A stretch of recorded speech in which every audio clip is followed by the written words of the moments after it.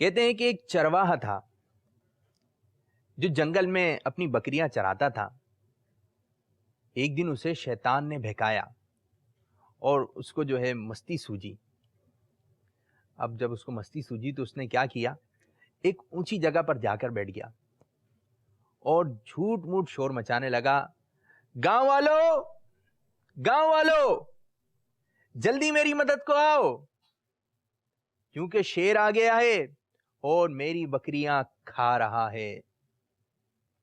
جب یہ بات جنگل کے آس پاس کے لوگوں نے سنی تو وہ اپنے بھائی کی مدد کے لیے پہنچے۔ کوئی ڈنڈا لے کر آیا، کوئی تلوار لے کر آیا، کوئی تیر لے کر آیا کہ بھائی اپنے بھائی کی جان بچانی ہے۔ اب جیسے ہی یہ لوگ وہاں پہنچے اپنے بھائی کی مدد کرنے کے لیے تو وہاں کوئی شیر نہیں تھا۔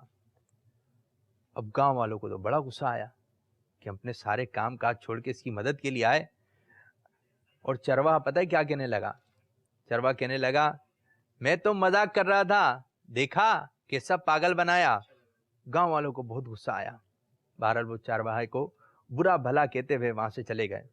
کچھ دنوں بعد اسے پھر یہی برا خیال آتا ہے، بولتا ہے کیوں نہ آج ایک مرتبہ پھر گاؤں والوں کو پاگل بنایا جائے۔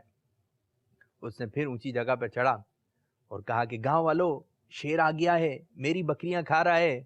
گاؤں والے اب کی بار بھی سچ سمجھے اور چرواہے کی مدد کے لیے پہنچ گئے۔ پھر چرواہا جو تھا ہنستے ہوئے بولا، میں تو اب کی بار بھی مذاق کر رہا تھا، کوئی شیر ویر نہیں آیا۔